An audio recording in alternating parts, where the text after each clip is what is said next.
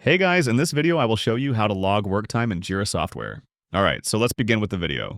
First things first, go to Jira website and log into your account. Once logged in, you'll want to navigate to your Jira project. Once you've located it, open the project, as this is where all the issues you work on are organized and stored. Next, you'll need to find and open the specific issue you're working on. When you've found the issue, click it to open the full issue view. Inside the issue view, look for the time tracking section.